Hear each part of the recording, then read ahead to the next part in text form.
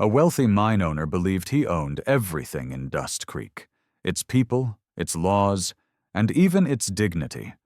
When a young waitress accidentally spilled wine on his expensive suit, he humiliated her in front of everyone, convinced no one would dare to stop him. But he made one fatal mistake. He did it in front of a biker who once served as a soldier and his loyal shepherd. What happened next shook the entire town and proved that true justice doesn't come from power, but from courage. Before we begin, tell us where you're watching from. And if this story touches your heart, don't forget to subscribe for more stories of faith, courage, and redemption. The desert night lay heavy over Dust Creek, that forgotten town pressed between the Ochre Cliffs and the endless Nevada highway. Inside the Copper Horse Saloon, the air shimmered with heat, perfume, and whiskey fumes. Strings of old light bulbs buzzed above the bar, casting a wavering amber glow over polished boots and glittering dresses. It was the grandest evening the town had seen in years, a corporate celebration sponsored by Richard Hale, the man who owned every mine, every acre, and, in the eyes of many, every soul in Dust Creek. Hale was in his mid-50s, tall, broad-shouldered, his silver hair slicked back with the precision of a man who never allowed disorder.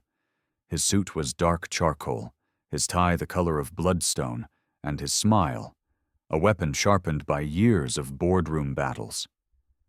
To outsiders, he seemed charismatic, even charming. But to those who lived under his thumb, he was a storm in a tailored coat, a man whose laughter always came at someone else's expense. He had built his empire not only on ore but on humiliation. He liked watching others squirm. The party, officially, was to celebrate 10 years of bringing prosperity to Dust Creek, though everyone knew that prosperity began and ended at Hale's doorstep. He had brought his investors down from Reno, a caravan of polished cars and expensive watches, men whose wives glittered in sequins and discontent. Hale moved among them like a general inspecting his troops, his voice booming above the country band hired to play. Behind the bar, Maria Dawson worked faster than the music. She was 23, slender, with dark auburn hair pinned back beneath a black ribbon.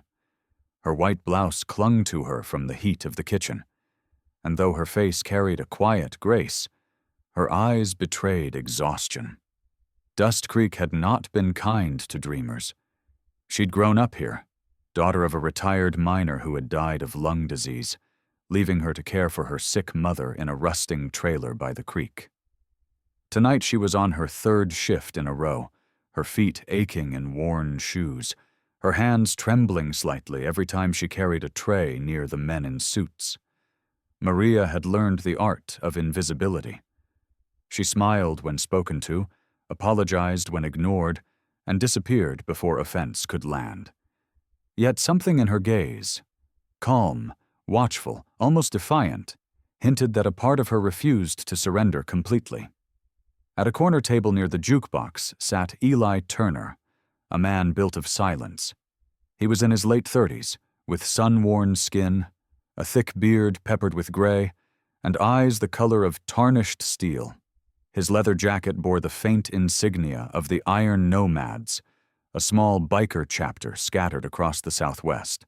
Once, long ago, Eli had been Sergeant Turner of the 10th Mountain Division, Afghanistan, a place that had left its scars not only on his body, but deeper, beneath the ribs where the memories lived. After returning home, the road had become his therapy and his punishment. Beside him, resting with a soldier's vigilance, lay Ranger, a 6-year-old German shepherd with a coat of sable and silver, a service dog trained for field rescue. Ranger's amber eyes followed every movement in the room with quiet intelligence. His ears twitched to every false laugh, every raised glass. Eli often joked that Ranger had better instincts than most men he'd served with, and he meant it. Eli hadn't planned to attend this party. He had rolled into Dust Creek that afternoon, needing fuel and coffee, maybe a bed that didn't smell of asphalt. The girl at the motel had told him the whole town would be at the saloon for Hale's charity night. Charity, Eli had thought, was a word rich men used to polish their own guilt. But curiosity, or perhaps the hope of a decent beer, had drawn him here anyway. Now he sat alone, elbows on the table, watching the spectacle unfold like a play he wanted no part in. The band struck up another tune, and Hale raised his glass, his voice cutting through the music. "To Dust Creek, may she shine as bright as her gold." The crowd cheered on cue. Maria refilled his drink with practiced caution.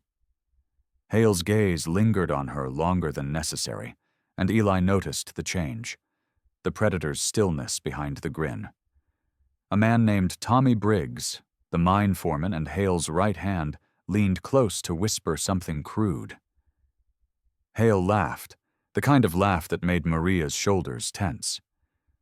"You're nervous, sweetheart," he said, loud enough for the nearby tables to hear. "Relax, it's a party." His hand brushed her wrist as she poured, a deliberate touch meant to remind her of her place. She stepped back quickly, forcing a smile, and he smirked at her discomfort. Eli's jaw flexed. He'd seen that look before, officers smirking at locals overseas, knowing no one would stop them. He took a slow sip of beer, feeling the old instincts stir. The measuring of distance, the cataloging of exits, the weight of decision. Ranger lifted his head, reading his handler's body language, tail flicking once in quiet question. "Easy," Eli muttered under his breath, scratching the dog's neck. "Not yet." Maria tried to disappear back into the crowd, but Hale wasn't done.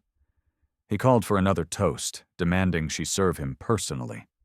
The owner, Rose Walker, a stout woman in her 60s with iron gray hair and eyes soft from a lifetime of compromises, caught Maria's anxious glance and gave a helpless nod. Hale was too powerful to offend. Maria approached the table again, tray steady despite the tremor in her arm. She leaned to refill Hale's glass when one of the investors joked, "Careful, Hale, you'll scare the girl." Hale grinned, eyes glittering with cruelty. "Scare her? I'm teaching her confidence." Then, as laughter rippled, he raised his glass and let a few drops spill, accidentally on purpose, onto her blouse. "See, a little courage? Never hurt anyone." The crowd laughed, half nervous, half eager to please him.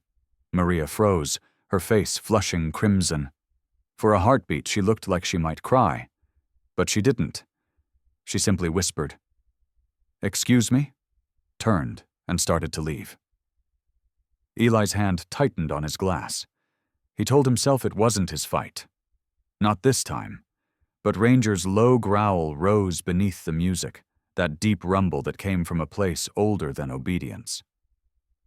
Eli exhaled slowly, his eyes following Maria as she retreated through the crowd, shoulders straight despite the humiliation. He saw something in her posture that reminded him of soldiers marching away from the battlefield, broken but refusing to fall. Hale, meanwhile, leaned back in his chair, pleased with his own performance. "To grace under pressure," he crowed. "The girl's got spirit." The laughter that followed was hollow, forced.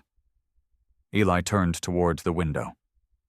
Outside, the night pressed against the glass, heavy with dust and loneliness. He thought about leaving, about riding into the desert until the lights of Dust Creek became nothing but a glow in his mirror. But his body didn't move. Some part of him, something stubborn and restless, anchored him to that chair. When Maria returned from the kitchen, her blouse hastily dabbed dry, she carried herself with quiet dignity. She passed by Eli's table without seeing him, lost in her own thoughts. For a moment, he caught the faint scent of soap and smoke, the kind of scent that belonged to people who worked too hard for too little. He wanted to say something, anything, but words had never been his weapon of choice. Ranger whined softly. Eli looked down at him. "Yeah," he murmured. "I know, buddy. Feels wrong."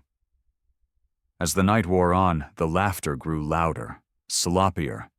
Hale's entourage demanded song after song, and the band played until their fingers bled. Outside, a thin layer of sand began to sweep across Main Street, carried by the wind from the desert. Dust Creek was like that. Storms came without warning. By 11, the room reeked of spilled liquor and sweat. Maria stood near the bar, polishing glasses she'd already cleaned twice, hoping the clock would move faster. Every time Hale's booming laugh echoed, her stomach tightened. She thought of her mother back home, probably awake, waiting for her. She thought of the bills stacked by the sink, and she thought of quitting, just walking out the door. But jobs were rare here, and survival didn't care about pride. At the corner table, Eli finished his beer. He slid a few crumpled bills under the glass and rose. Ranger stood immediately, stretching, his muscles rippling beneath his fur.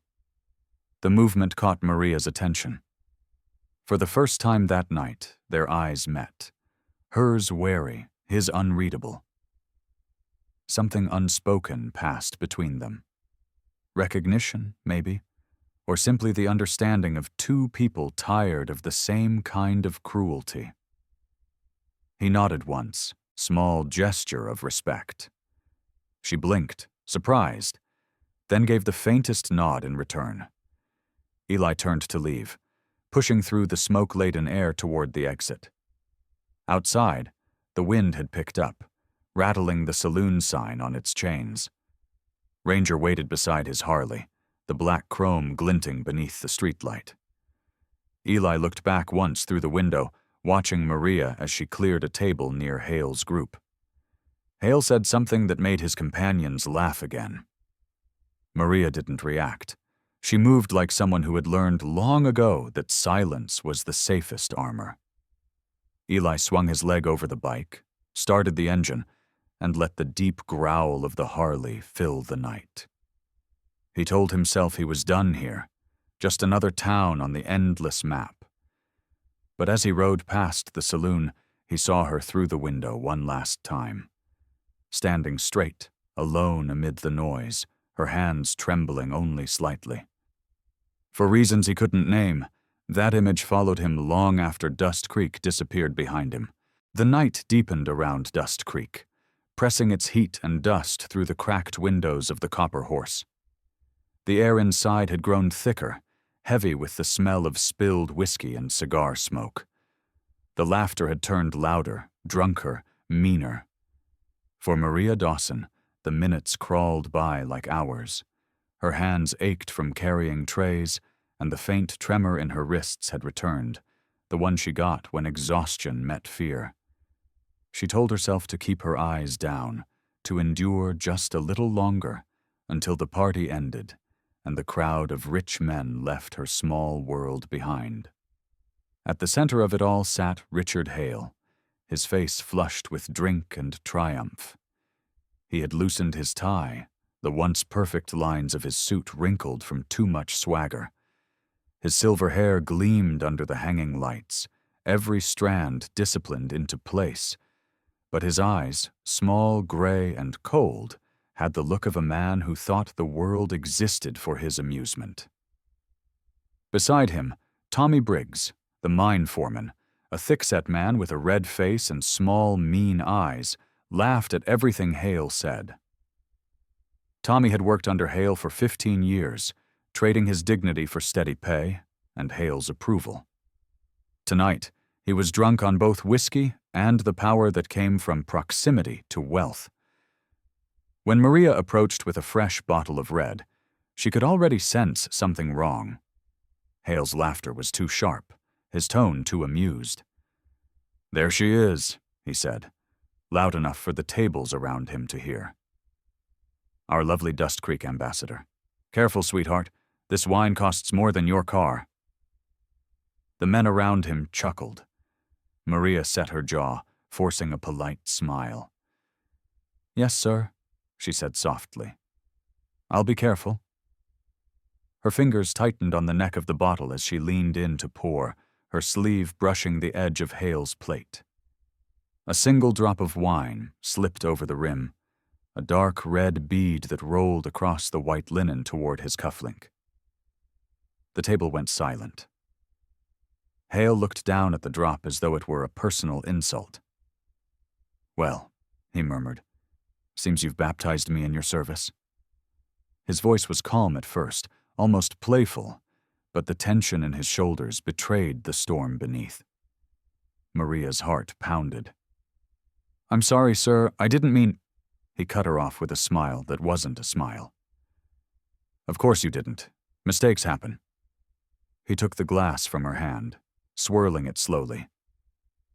"But tell me, do they teach you grace at the diner where you came from? Or is this the Dust Creek standard of hospitality?" Someone snickered. Maria's face burned. She opened her mouth, but no words came. Hale raised his glass higher, examining the ruby liquid beneath the lights. "You know," he said, his tone turning darker, "there's a saying, a little spill can ruin a good night. Maybe we should test it." Before anyone could react, he tilted the glass and poured it deliberately over her head. The red wine cascaded down her hair, soaking her blouse, dripping from her chin onto the wooden floor. The crowd gasped. Then half of them laughed, unsure whether to be horrified or entertained. Maria froze.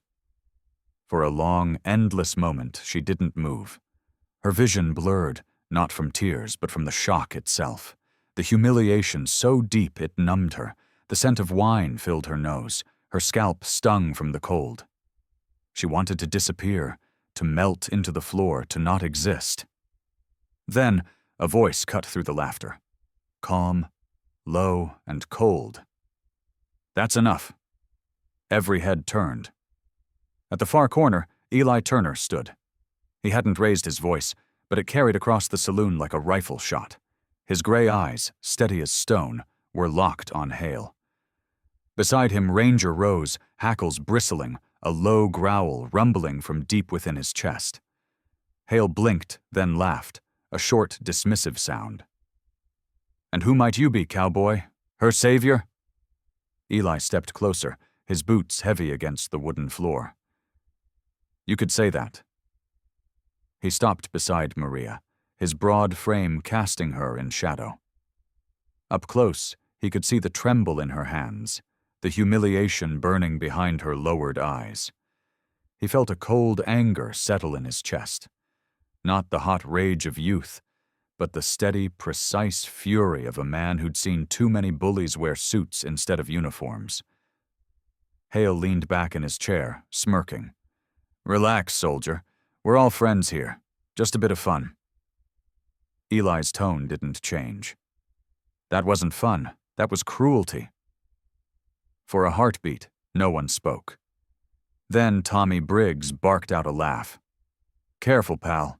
You're talking to the man who signs half this town's paychecks." "I don't work for him," Eli said. His hand hovered near Ranger's head, fingers brushing the dog's fur in silent command. Hale's smile faltered.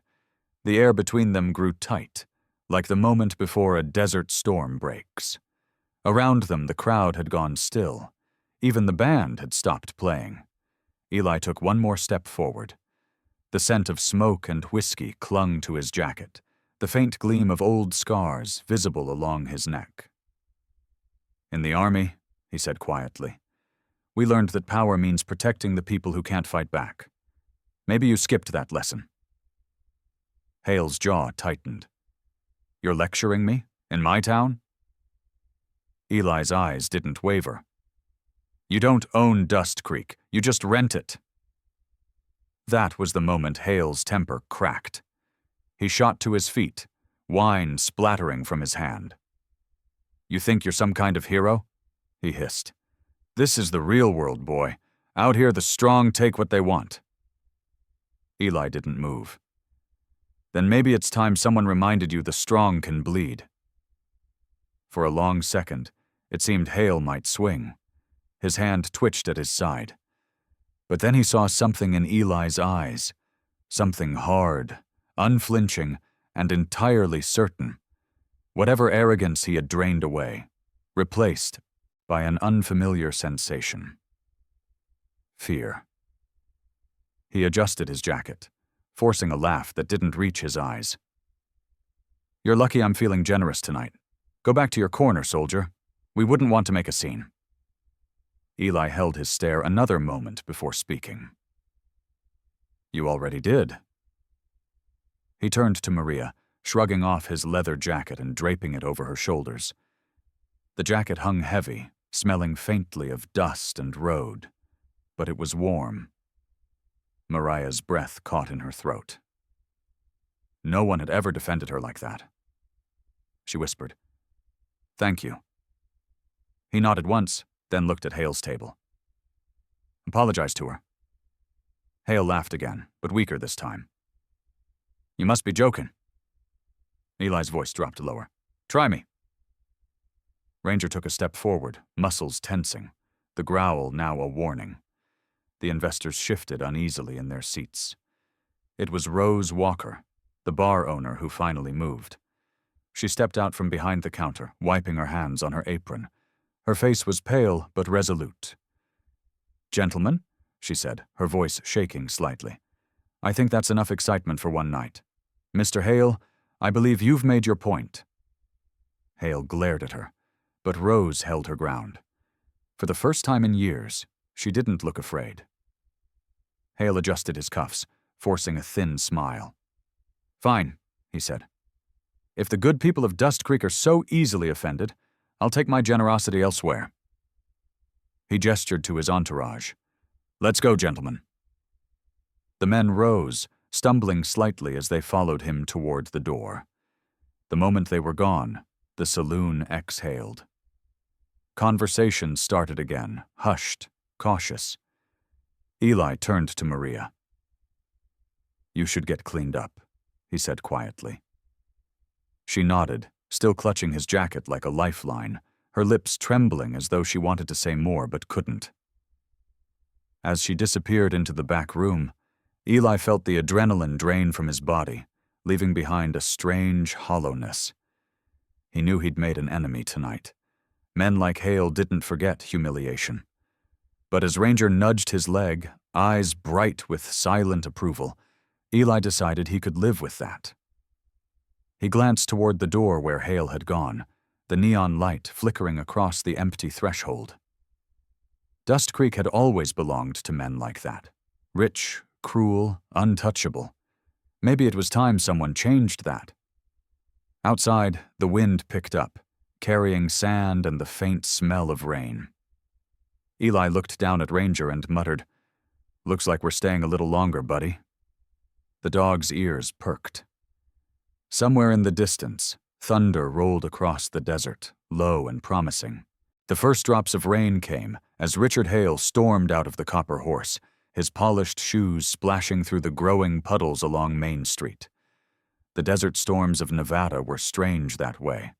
Silent one moment, raging the next.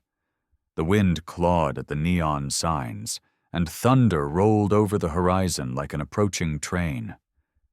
Hale's face glistened with anger more than rain, his jaw tight, his pride bleeding through every breath. Behind him trailed Tommy Briggs, still half-drunk, muttering apologies that Hale ignored. When Hale reached his black Cadillac, he stopped, turned back toward the saloon, and spat out his venom. "If that girl is still working here tomorrow," he hissed at Rose Walker, who stood trembling in the doorway, "you can kiss your rich customers goodbye. Dust Creek only needs one kind of people, mine." The door slammed as the storm broke. Inside, Rose leaned against the counter, her hands shaking. 60 years old and twice as tired, she'd run the Copper Horse for 30 years, long enough to know how much damage a man like Hale could do. Her gray hair, tied in a simple bun, was damp with sweat, and her faded apron bore the marks of a lifetime of hard work. She wasn't cruel, just afraid. She had seen how quickly Dust Creek turned on those who defied the powerful. Maria stood near the bar, still wrapped in Eli's jacket. The warmth of it had faded, replaced by the chill of dread. Her wet hair clung to her cheeks, and the red stain of wine still ghosted across her white blouse. When Rose finally turned to her, her voice cracked. "Maria, child, maybe it's best if you take a few days off." Maria's throat tightened. "You're firing me." Rose looked away. "Just until things cool down. Hale's got friends in every pocket of this town. I can't afford to—" She stopped, guilt flooding her tired eyes. "I'm sorry, sweetheart." Maria nodded once. There was nothing else to say. She placed the jacket on the counter, murmured a quiet, "Thank you," and walked toward the door. Rose reached out as if to stop her, but her hand fell uselessly to her side. Outside, the rain came harder, cold and relentless. The streets were nearly empty, only the hum of distant thunder and the flicker of dying streetlights guiding her way. Her shoes splashed through puddles, her thin blouse clinging to her skin. Each breath came out white in the cold air. At the edge of the parking lot, Eli Turner stood under the awning of his motorcycle shop across the street, a small, rusted building that doubled as his living quarters. The Harley was parked beside him, its chrome glinting under the rain. Ranger, his German shepherd, sat at his feet, fur slicked with water but eyes sharp and alert. When the dog's ears pricked up, Eli followed his gaze and saw Maria walking down the road, arms wrapped around herself. He hesitated only a moment before whistling softly. "Hey." His voice was low, almost lost in the storm. She turned, startled, her face pale in the flickering light. "It's a bad night to walk home," he said, stepping closer. The rain traced down the lines of his face, catching in the gray at his beard. "You'll freeze before you reach the bridge." Maria blinked rain from her lashes. "I'll be fine." "No, you won't," he said simply. "There's a cabin by the river. It's dry and I've got coffee. You can stay there until the rain lets up." Her instinct was to refuse. Dust Creek taught its women never to trust kindness without cost. But something in his tone, steady and unflinching, disarmed her. Ranger padded forward, tail wagging once before sitting at her feet, looking up as if to say, "He's telling the truth." She crouched, hesitantly running her hand through the dog's wet fur. He leaned into her touch with a quiet sigh. Maria looked up. "He's beautiful." Eli gave a faint smile. "Best soldier I ever served with." "Served?" she asked. "Army," he said. "Long time ago." The storm intensified. A flash of lightning illuminated the empty road behind her. Maria shivered. Finally, she nodded. "All right, just until it stops raining?" The cabin sat half a mile out of town, hidden among the cottonwoods by the Dust River. Eli's pickup rattled along the dirt road, tires kicking up mud and gravel. Ranger sat between them, his wet fur filling the cab with the scent of rain and earth. Maria watched the river glint in the lightning flashes, its dark current twisting through the valley like a living thing. When they reached the cabin, she was surprised. It wasn't what she expected. The wooden walls were weathered but clean, a small porch lined with old tools, and a rocking chair that had seen better days. Inside, the room smelled of cedar and coffee. There was a wood stove, a battered leather couch, and shelves filled with worn paperbacks, mostly military memoirs and classic novels. Eli hung his jacket, then tossed a blanket toward her. "Dry off. The stove's still warm." Maria wrapped herself in the blanket and sat near the fire. The heat stung her fingers, bringing feeling back into them. Ranger lay down beside her, curling into a massive, comforting ball of fur. His eyes followed every movement she made, as if guarding her. Eli busied himself with the kettle, his movements precise, efficient, the habits of a man who found peace in small routines. When he handed her a mug of steaming coffee, she hesitated before taking it. "Thank you," she whispered.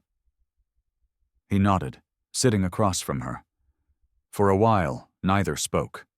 The only sound was the rain tapping the windows and the occasional sigh of the wind through the trees.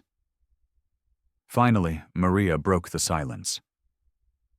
"I wasn't supposed to end up here, you know." Eli tilted his head. "Most of us weren't." She gave a faint smile.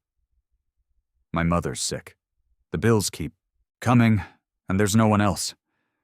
I thought this job would help us get back on our feet." She stared into the fire. "But I guess I was naive. People like Hale, they don't just take your job. They take your dignity, too." Eli said nothing at first. He studied her face, the fatigue beneath her youth, the quiet resilience. "He took your job," Eli said, "but not your dignity. You didn't bow to him. That's worth something." Maria looked up, surprised. "You sound like you've been through this before." He gave a short laugh, no humor in it. "Different battlefield, same story. In the army, I watched men lose their souls just to survive. When I came back, I thought I'd left all that behind. Turns out war just wears a different uniform here." She held his gaze for a moment, then nodded slowly. "You don't talk much, do you?" "Not unless it matters." The rain softened, turning from a downpour to a whisper. Maria set the mug aside, her eyes growing heavy. "I should go soon." Eli shook his head. "Road's flooded. You'll stay till morning." "I don't want to be a burden." "You're not." His voice was firm, but gentle. "There's an extra blanket by the couch." Maria hesitated, then smiled faintly. "You always help strangers like this?" "Only the ones who need it," he said. As she lay on the couch, Ranger lifted his head, watching her settle in before resting his chin on his paws. The dog's breathing filled the room with a slow, steady rhythm. Eli sat by the window, the glow of the stove flickering across his face. Outside, the river murmured and the storm drifted east, leaving behind the scent of wet earth and renewal.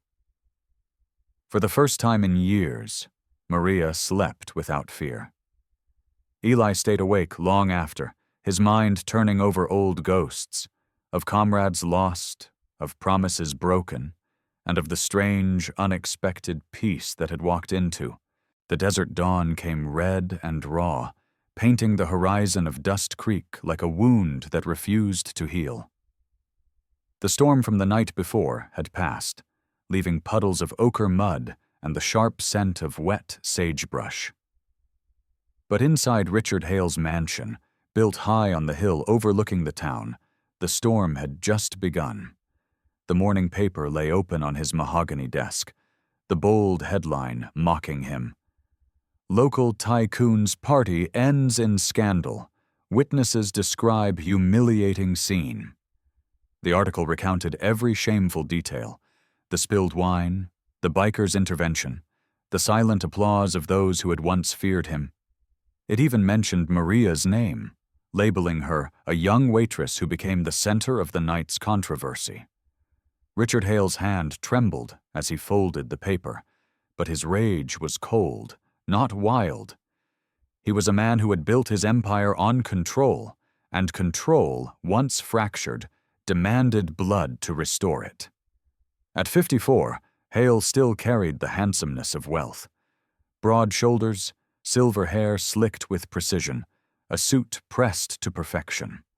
But his eyes, pale gray and merciless, carried the chill of a man who had never learned forgiveness. He turned toward the tall windows, looking down at Dust Creek, the streets that bore his money, the workers who owed him their survival, the bars and homes that whispered his name. He muttered, A man like that doesn't walk away from embarrassing me. From the shadows near the door came a quiet voice. You called for me, Mr. Hale? The speaker stepped into the light. Mason Briggs. Mason was in his late 40s, tall but slightly stooped, as if carrying invisible weight. His face was lean, weathered by sun and smoke, his eyes a shade of ice blue that gave nothing away. A jagged scar ran from his left temple to the corner of his jaw, a souvenir from his days as a black market arms dealer along the Mexican border. Once, he had been a soldier, special forces, dishonorably discharged for selling weapons out of the back of a Humvee. Now he sold something different, his silence and his efficiency. Hale studied him, his lip curling faintly. You still take private work? I take work that pays, Mason replied. His voice was dry, quiet, the kind that made men listen closer. I want a lesson taught, Hale said, a reminder that crossing me has consequences. The man's name is Eli Turner, a biker, ex-military.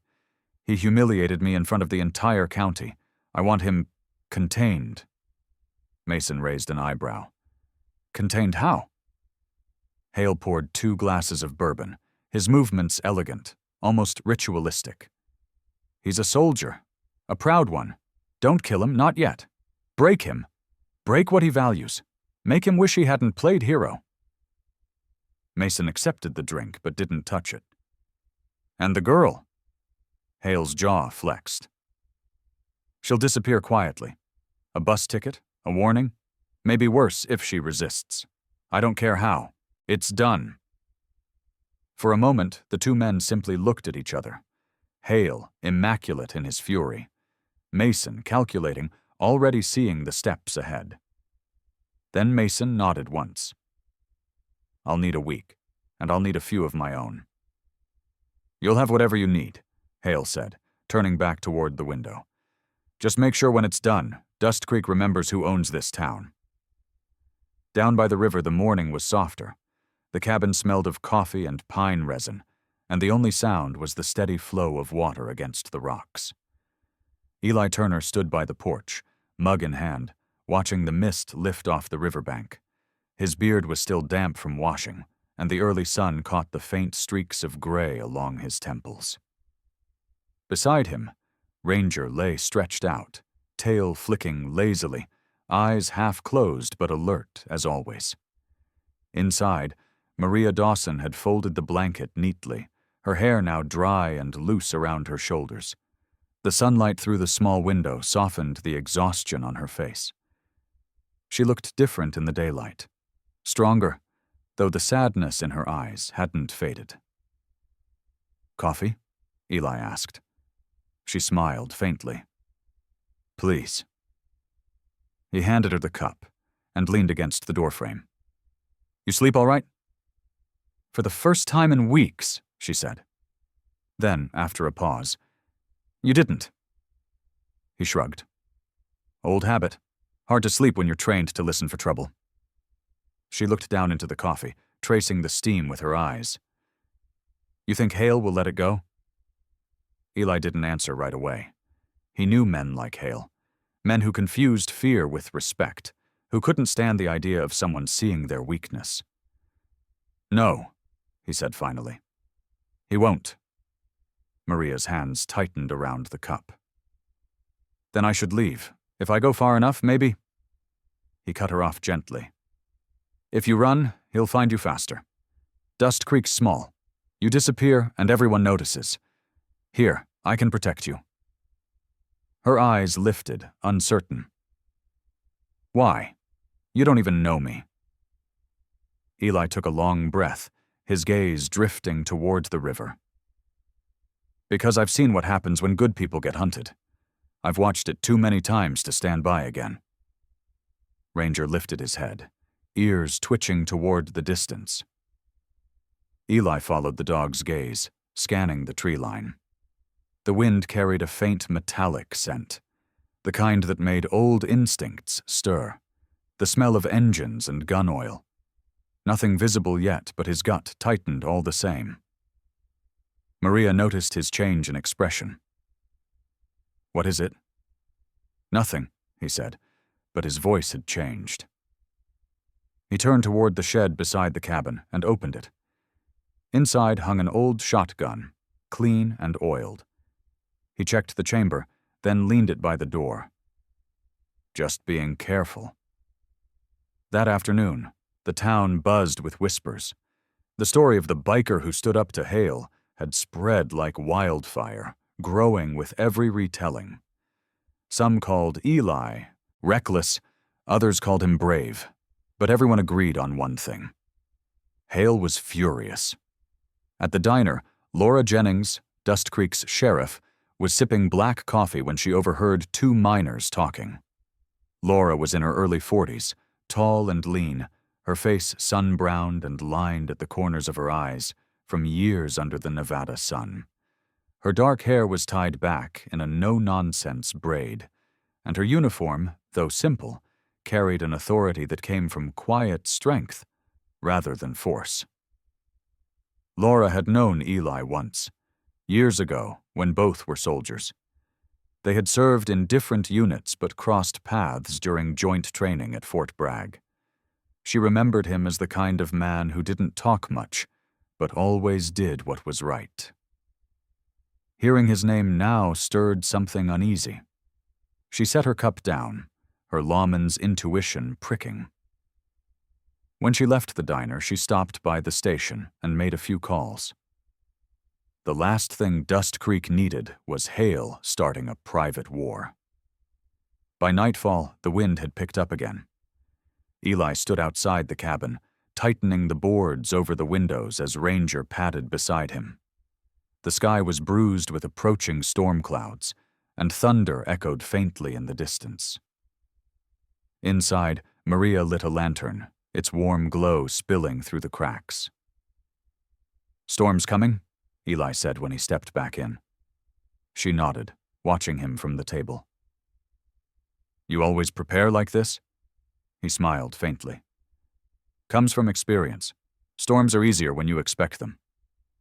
Maria looked down, her voice quiet. "You really think they'll come for us?" Eli didn't lie. "I think men like Hale don't let go." Outside, Ranger gave a short, sharp bark toward the darkness beyond the trees. The hair on his neck bristled. Eli moved to the door, eyes narrowing, hand resting near the shotgun. The night beyond the porch was still. Too still. He whispered, "Whatever happens, stay behind me." Maria's heart pounded as the first drops of rain began to fall again, each one hissing softly against the tin roof. The wind howled through the valley, carrying with it the scent of the storm and the promise of violence. The wind came first, a dry, screaming thing that swept through the cottonwoods and rattled the loose shutters of the cabin. Dust Creek had gone silent hours ago, as if holding its breath for what the desert was about to bring. In the distance, the storm rose like a living wall, swallowing the horizon in red and gold dust. Eli Turner stood on the porch, a cigarette glowing faintly between his fingers, watching it come. The air carried that metallic taste that soldiers never forgot, the one that told them danger was moving closer. Inside, Maria Dawson was folding the blankets they had used to block the drafts under the door. Her hair was loose, tumbling around her shoulders, and her face was pale from the dim lantern light. She had spent the day in quiet tension, aware that something was building between the silence and the storm. "Will it hit us hard?" she asked. Eli flicked the cigarette into the wind. "Hard enough. Desert storms don't play favorites." He stepped back inside and latched the door. Ranger, his German shepherd, was already pacing, his fur bristling, ears tilting toward the east. Eli knelt beside him, resting a calloused hand on the dog's shoulder. "You feel it too, huh, boy?" Ranger's deep growl vibrated through the floorboards. It wasn't the storm he was sensing. Eli straightened, his instincts clicking into the old rhythm. the one that had saved his life more times than he could count. He moved to the table and quietly opened a drawer. Inside, wrapped in an oil-stained rag, was a 9mm pistol, clean, loaded, and perfectly maintained. He hadn't touched it in months. As he checked the magazine, Maria's voice came from behind him, soft but trembling. "Eli, what are you expecting?" He looked at her over his shoulder. "Trouble always finds people like me. Tonight it's just running ahead of the storm." The wind struck the cabin then, shaking it on its foundation. Dust hissed through the cracks, swirling around the lantern flame. The rain came next. Not the soft kind, but heavy, violent drops that hit the roof like thrown gravel, and beneath the roar of the wind, Ranger growled again. Then they saw it. Headlights cutting through the storm, 3 sharp beams carving across the trees. The rumble of an engine echoed down the dirt road. Maria froze. "Who would be out here now?" Eli's voice dropped to a whisper. "No one good." He motioned to her. "Stay low, away from the windows. Ranger, guard." The dog moved instantly, muscles tensed, eyes locked on the approaching lights. The sound of a vehicle door slamming was followed by muffled voices. Then silence, the kind that comes right before a gunfight. Eli crouched by the window, peering through the crack in the boards. 3 men moved through the rain toward the cabin. One carried a shotgun, another a crowbar, the third a flashlight wrapped in a red cloth to dim its beam. They weren't locals. Their clothes were tactical, their walk military, disciplined but reckless. 3 of them, Eli muttered. His mind broke the scene into parts, angles, distances, threats. The man with the shotgun was tall and broad, wearing a leather jacket with a faded marine patch on the sleeve. The one with the crowbar was younger, maybe 30, with a shaved head and a restless, twitching energy. The third, the leader, had a scar that caught the lightning when he turned his head, a cruel diagonal slash across his cheek. His voice carried through the storm. "Turner," he shouted, "we're not here for a fight. Come out and we'll talk." Maria's eyes widened. "They know your name." Eli's jaw tightened. "Then we're past talking." He moved silently to the corner, checking the sightline through the narrow front window. "They'll circle around. The scarred one's leading, probably Briggs's men." She whispered. "Briggs?" "Mason Briggs," he said grimly. "He's not the kind to knock twice." A second later, the back window shattered. Ranger lunged toward the sound, barking, as a booted foot kicked through the frame. A man climbed halfway in before Eli reached him. One precise motion, Eli grabbed the intruder's collar, pulled him forward, and slammed the butt of his pistol against the man's temple. The crack was dull and final. The body slumped halfway through the window frame, limp and silent. "Down!" Eli barked. Maria ducked behind the table. Another shot came through the wall, splintering wood. Ranger roared and charged the door just as it burst open. The second man, shaved head, crowbar raised, didn't even have time to react. Ranger hit him mid-chest, 40 kilograms of muscle and fury, teeth sinking into the man's forearm. He screamed, the crowbar clattering to the floor. Eli stepped forward and drove his elbow into the man's jaw, sending him sprawling into the mud outside. Only one figure remained, the scarred leader. He stood just beyond the porch, rain plastering his hair to his forehead. Lightning flashed, illuminating the cold satisfaction on his face. "You fight well, Turner," he called over the wind. "Guess the stories were true." Eli raised his pistol, but the man laughed and held up his hands. "Easy. I'm not paid enough to die tonight." "Who sent you?" Eli shouted. The man smirked. "Who do you think?" He turned to leave, but as he did, his foot slipped in the mud. Something small fell from his jacket, a worn leather wallet and a folded piece of paper that blew across the porch. Eli didn't chase him. He stood there, the storm drenching him, eyes locked on the man as he disappeared into the darkness. Then, slowly, he lowered the gun. Ranger whined softly, limping toward him with blood on his foreleg. "Easy, boy," Eli murmured, kneeling beside him. The cut was shallow, but bleeding freely. He tore a strip from his shirt and wrapped it tight. "You did good." Maria rushed to them, her face pale. "He's hurt." "He'll live," Eli said, voice calm. He picked up the wallet and the paper, unfolding it. The wallet was old, military issue, and the card inside read Mason Briggs, logistics contractor. The paper, however, was what made his blood run cold. A phone number scrawled in pen, and beneath it, one word: Hale. Maria pressed her hand to her mouth. "He sent them. Oh God, this is my fault." Eli caught her by the shoulders, his grip firm but not harsh. "Don't you ever say that.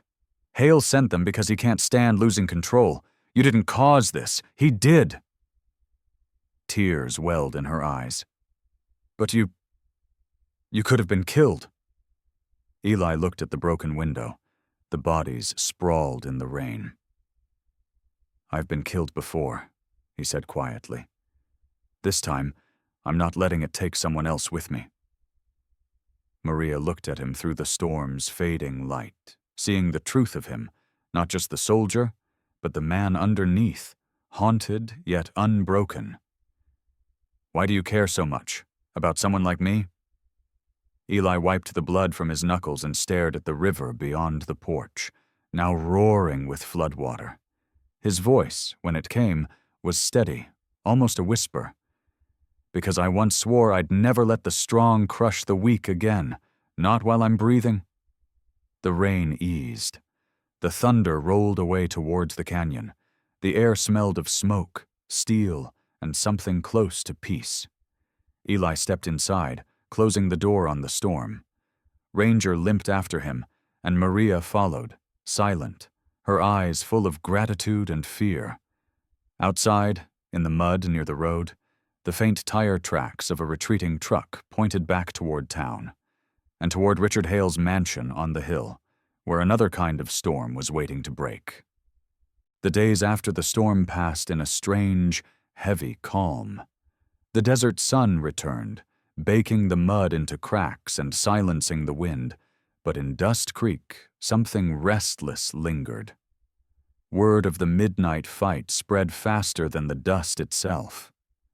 Folks whispered about the gunfire heard near the river, about the biker and the waitress who survived an ambush, and about how 3 strangers had vanished without a trace. Some said Eli Turner was an outlaw. Others called him a hero. But the truth, like most things in Dust Creek, waited beneath the surface, where the light couldn't easily reach. At the sheriff's office, Laura Jennings stood before a wall of photos and reports pinned in careful order. She was in her early 40s, tall and composed, her long, dark hair tied neatly behind her. The lines on her face weren't from vanity or fatigue. They were earned from a lifetime of holding her ground. Laura had been a soldier once, back when she and Eli wore the same uniform. She had left the army after an IED blast took her younger brother's life, trading war zones for a town where justice was supposed to be simpler. But Dust Creek, she was learning, had its own kind of battlefield. She traced her finger along the evidence spread across her desk. The old leather wallet, the blood-stained note with Hale's number, and the printed record from Mason Briggs's private security firm. "Contract work," it said, signed with Hale's initials. She exhaled slowly.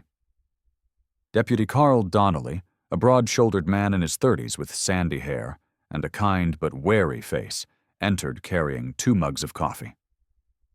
"You've been at it all night, Sheriff." Laura took the cup with a nod. "Briggs is careful. He covers his tracks, but not enough. He hired 3 ex-cons under his name last week, same night as the storm. They used a black pickup registered to a dummy company out of Reno. Guess whose signature paid the invoice? Carl frowned. Richard Hale. She nodded. Exactly. We've got him. Carl hesitated. You really think you can make this public? The man owns half the county. Laura's gaze hardened. Then it's time someone reminded him he doesn't own the law. That afternoon, the town square of Dust Creek was dressed in banners and laughter.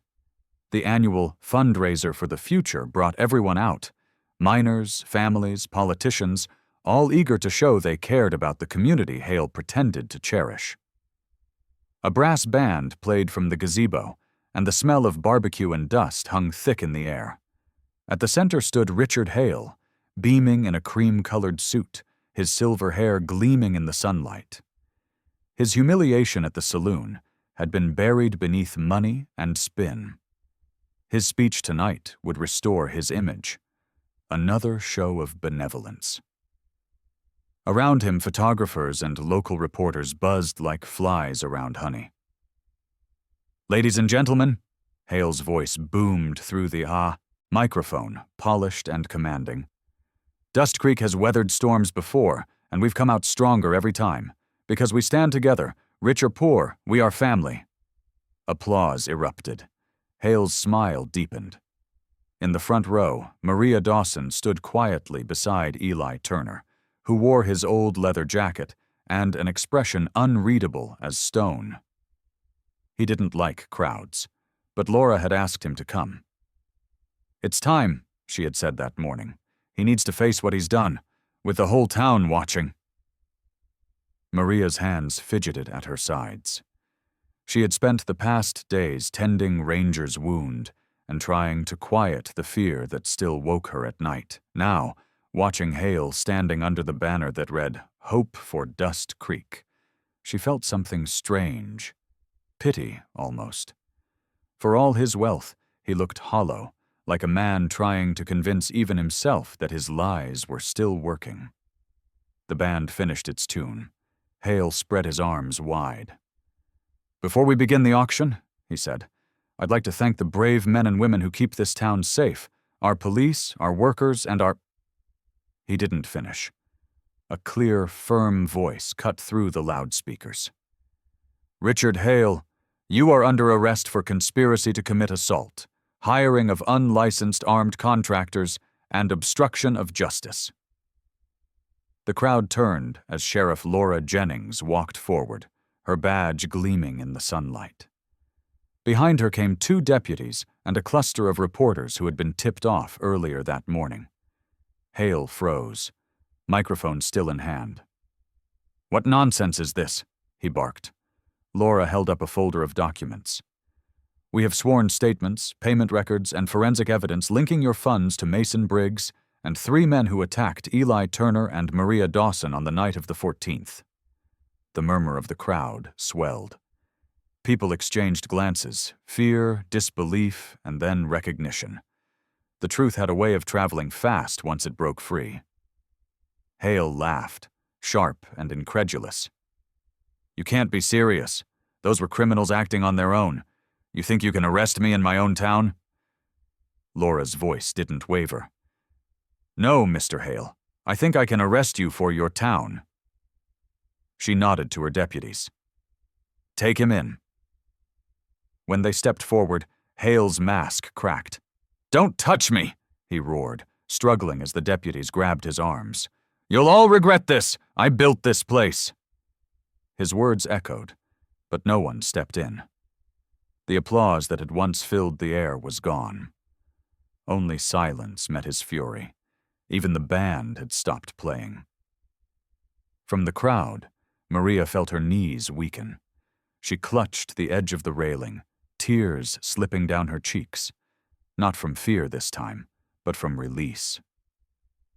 The sight of Hale being led away, shouting and small beneath the afternoon sun, was something she never thought she'd see. Eli stood beside her, his hands resting on the railing, eyes fixed on the scene. He didn't smile, didn't gloat. He simply watched, as if finally allowing himself to believe that justice could exist outside a battlefield. When the deputies loaded Hale into the cruiser, Laura walked toward Eli and Maria. Her boots left firm prints in the dust. She stopped in front of Eli, her expression softer now. "Still the same old soldier," she said quietly. "You just traded deserts." Eli gave a faint grin. "And you traded one kind of war for another." Laura nodded. "At least this one lets us save more lives than it takes." She glanced at Maria, her tone gentler. "You did good, both of you. You stood up when everyone else stayed quiet." Maria wiped her eyes. "I was terrified." "That's what courage is," Laura said.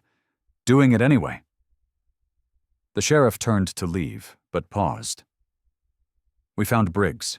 He's in custody in Reno. He'll talk. And when he does, every man who thought he could buy this town will finally face the light." Eli nodded slowly. "Then maybe Dust Creek's got a chance." Laura smiled faintly, tipping her hat. "Maybe it does." She left them there, standing among the murmuring crowd. The sun had begun to set, spilling long golden light across the square. Maria turned to Eli, voice soft. "It's over." He looked at her, then at Ranger lying peacefully at their feet. "For now," he said, "but peace never lasts. You just learn to keep it while you can." Maria took a slow breath, the wind catching her hair. "Thank you, Eli, for everything." He shook his head. "You don't owe me thanks. You just owe yourself a chance to live free." The church bells of Dust Creek rang then, echoing over the town. For the first time in years, they didn't sound like mourning. They sounded like mourning.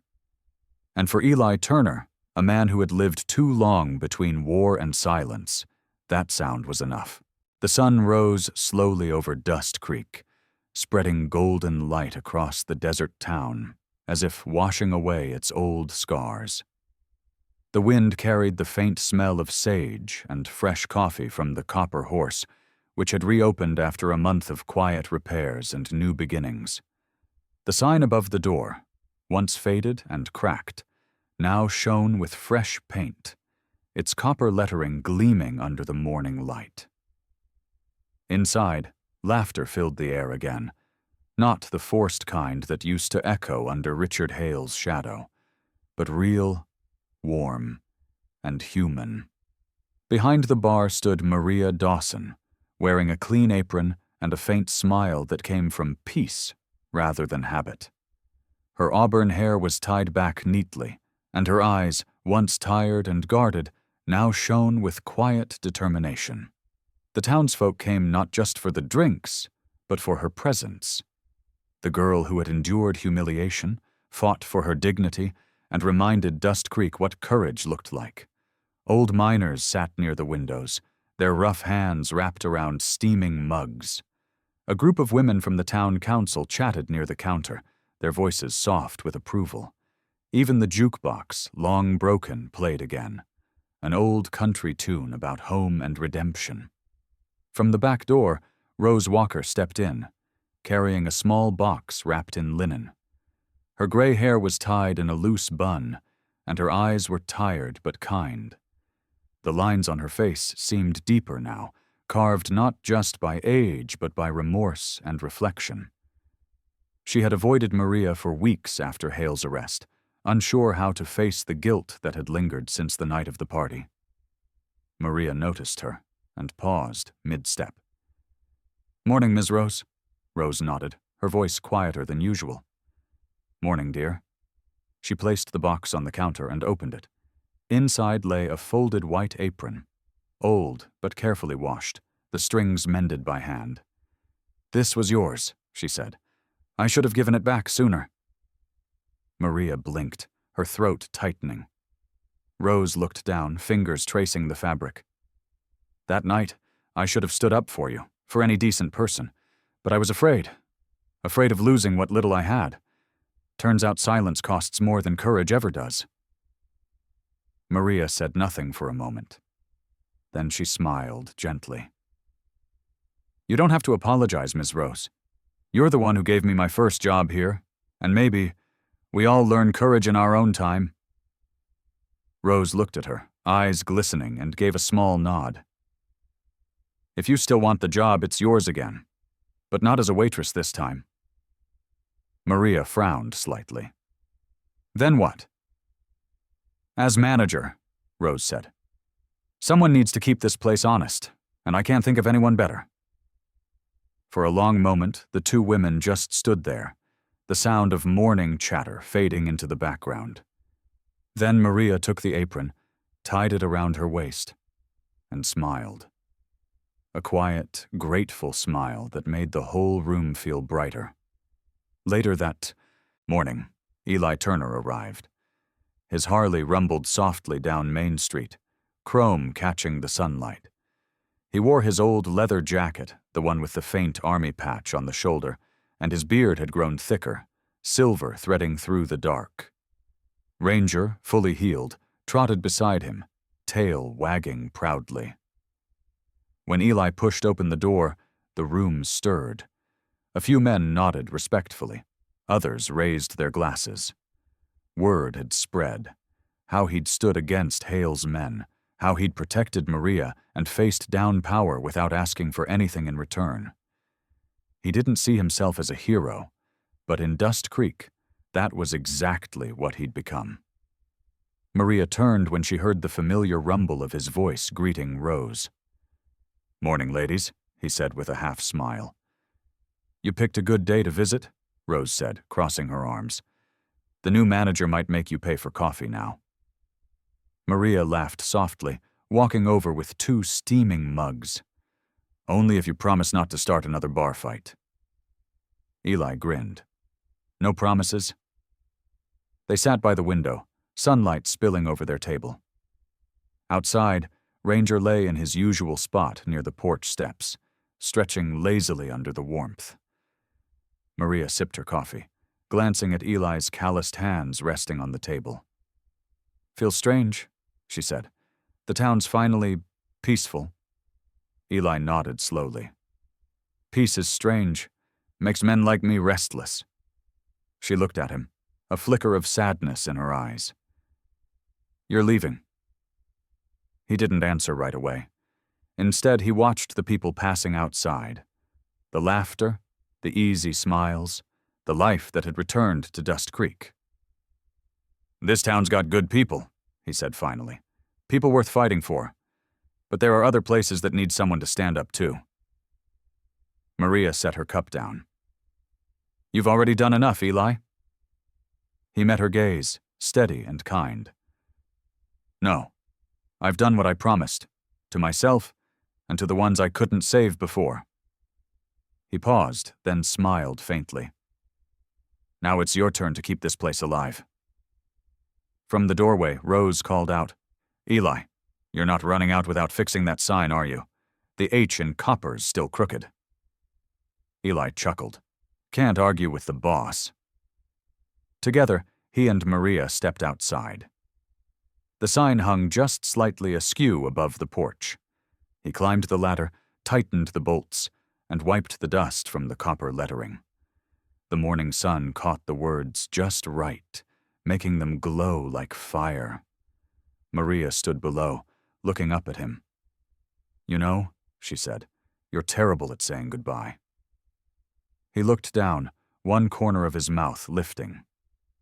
"That's because I don't believe in it." She folded her arms, smiling. "Then what should I call it?" He climbed down, slinging his jacket over his shoulder. "A promise," he said. Ranger barked once, as if agreeing. A thirst sound echoed down the street, bright and clear. Maria knelt to pet him one last time, scratching behind his ears.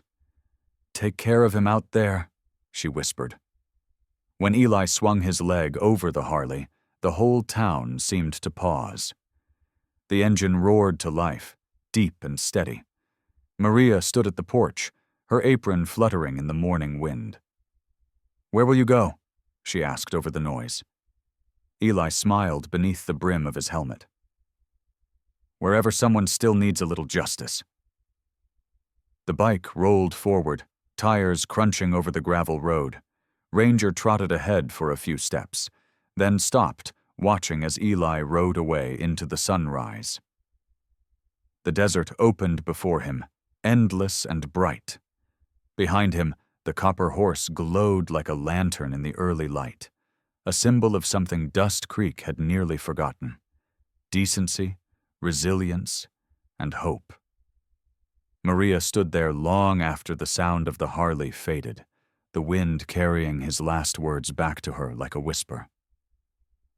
"Some roads never end, Maria. They just lead you home."